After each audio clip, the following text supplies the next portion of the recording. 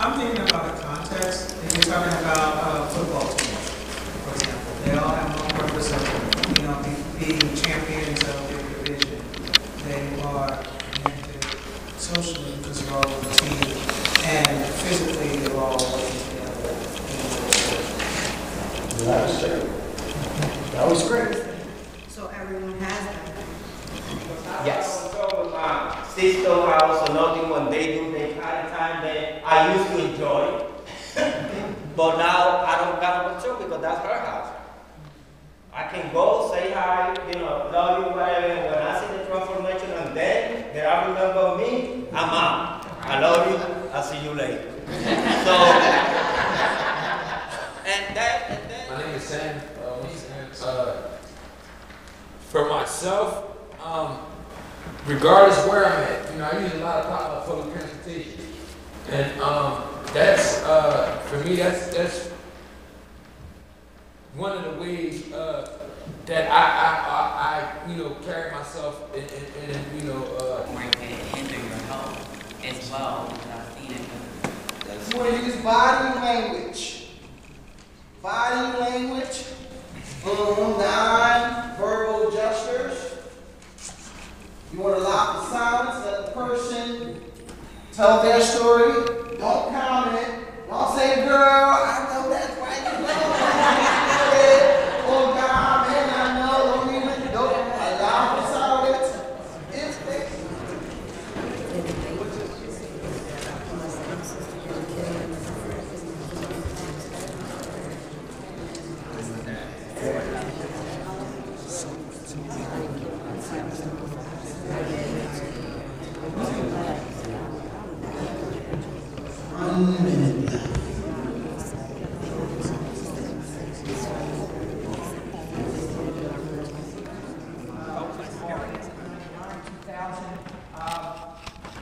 I went to any meetings, I met a woman there, we got married, so I'm a single bachelor guy, and box of cabbage family and some water, right? So she had 3 boys from her first marriage, so we get together, we get married, I had 3 stepsons, we have a son together. Bang, I'm raising 4 boys. I never did anything like that. So that's just the marriage. I could probably get a good hour and a half story out, so I'm not even going to go there, right? Yeah, you don't want to know all that. But in the end, she had a health condition that came up, stage 4 Lyme disease, and it was, central nervous system, and she was in kind of a bad way. She started mail-ordering pills. And I spent years trying to fix it, and it didn't work. And in the end, after being clean for 9 years, I relapsed. I used with her for about 1.5 years, and I lost my house, my truck, her van, most of my possessions, custody of my son. We both went in rehab. She called me 2 days before we were getting out. Eric, moving to Harrisburg with somebody I met here. I was like, yo, we're still married. That was the end of that. Right? I can deal with and resolve most problems, but for this person, the cheating things, as in living color, we don't play that. Right? So, I had to come back in a recovery with a clean slate and an open mindset. And I got to do everything different. Because what I was doing that I thought was working so well, I ended up in the same position I was in 10 years before that. So this time, I started any direction I took. So I was at Gerard in the intensive outpatient, and the guy's like, hey, you should go, I think you'd be good at this. You should go to this training. I was like, nah. He's like, well, go to the training. If you don't like it, we won't talk about it again. So I went to a storytelling training.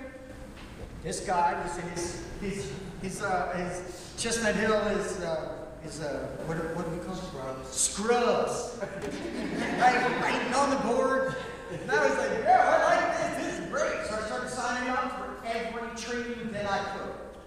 So, here we are, 6 years later.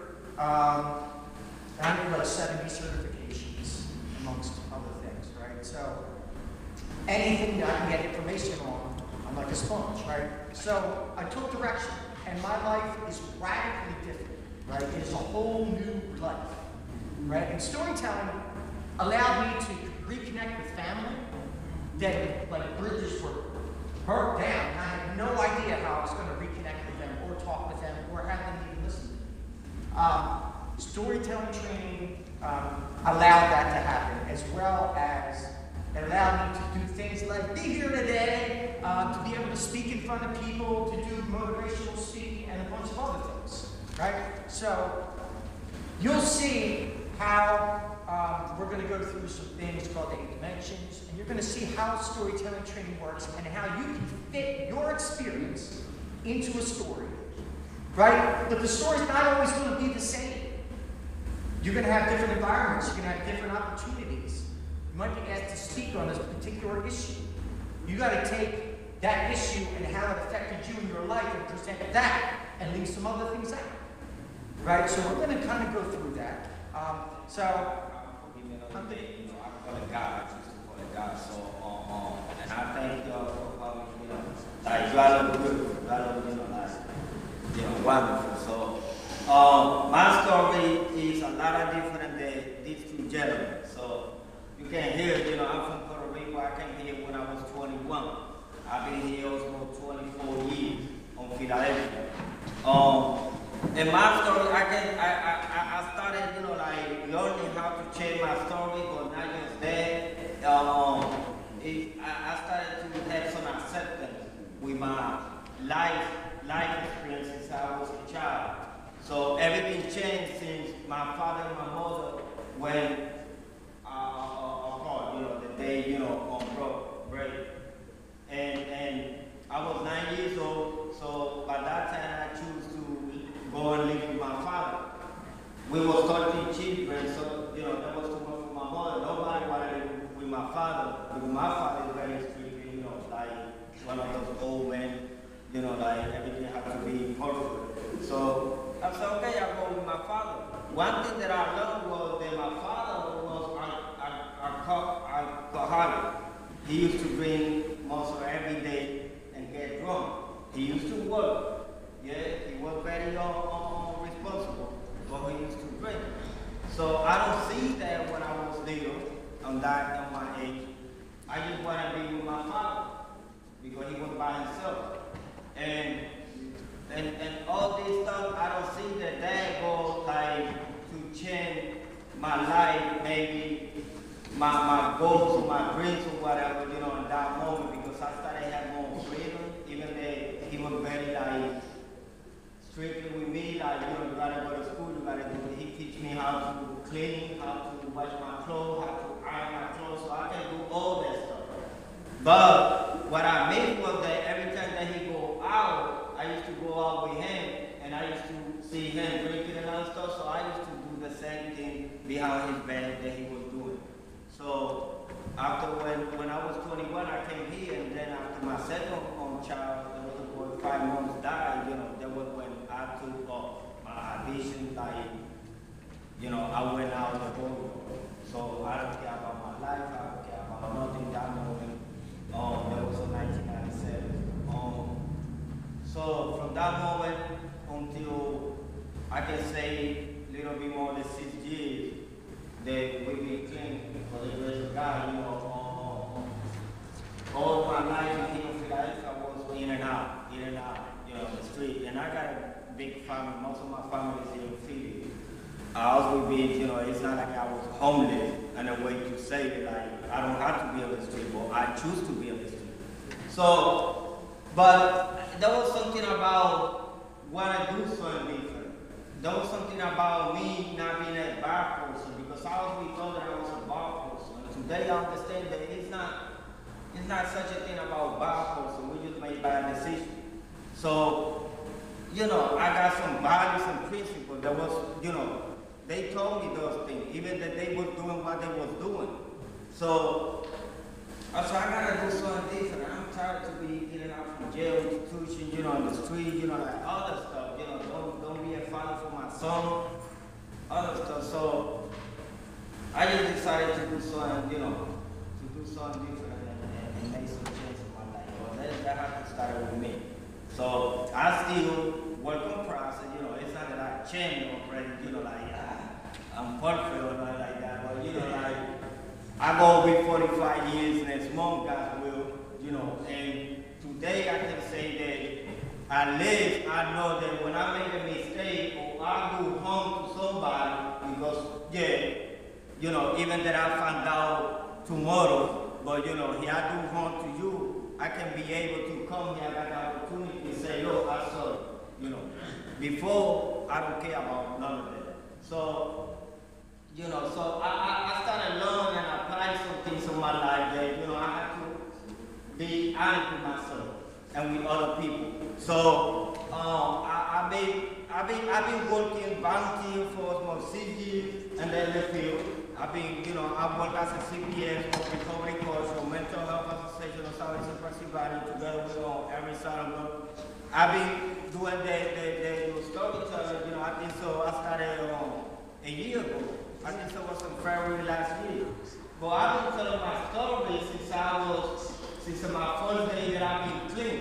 The only way was that I was telling my story in a way different, you know, like recovery orientation or whatever. So I learned how to change a little bit more, like not just on based on my belief on how I learn how to stay clean, but just to respect everybody else's pathway of recovery. Because I am a person in recovery, and I do have some mental challenge also. I do went through the homeless.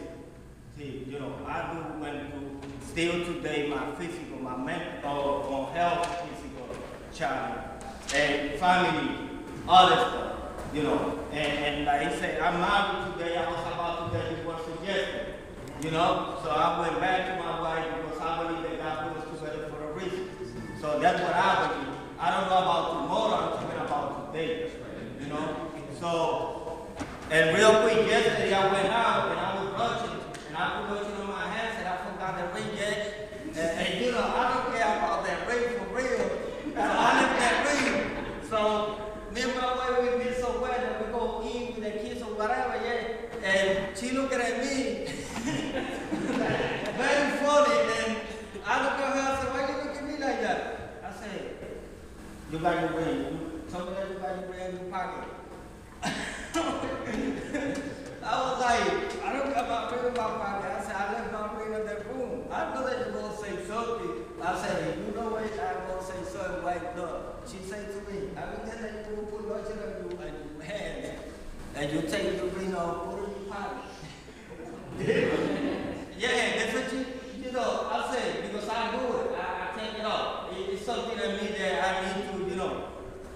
So the whole thing is that I said, you know what?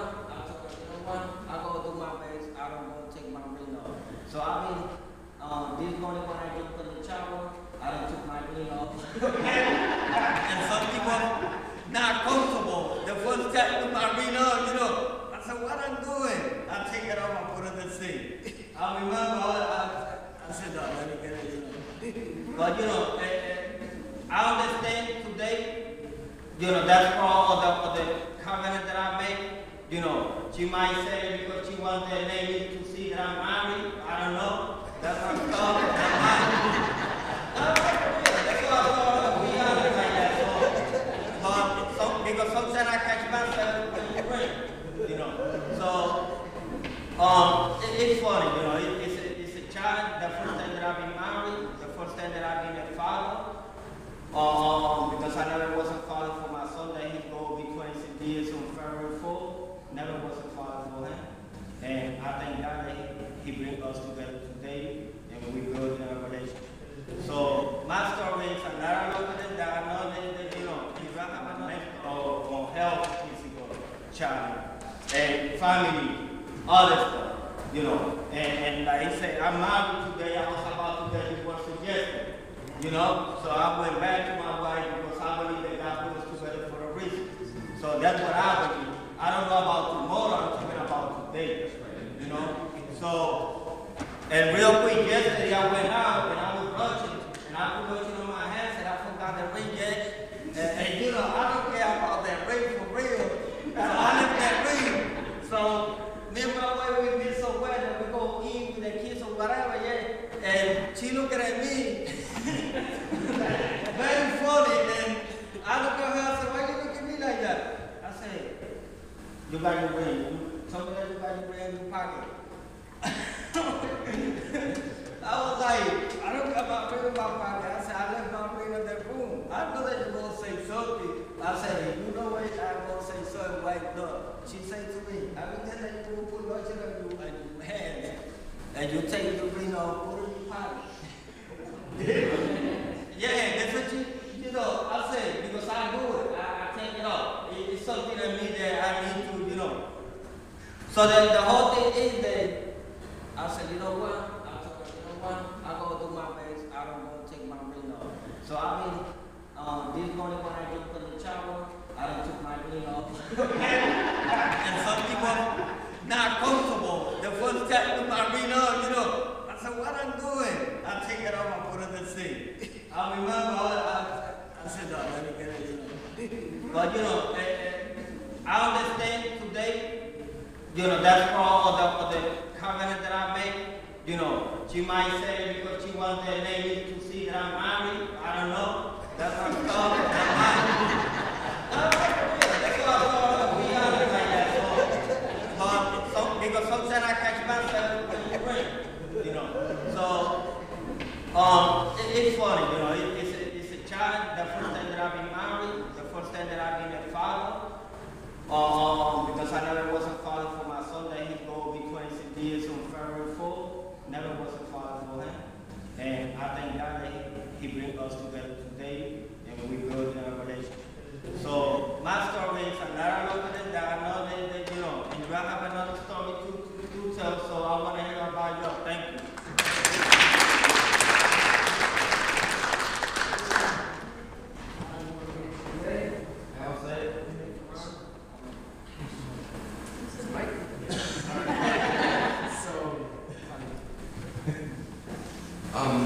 Where I start,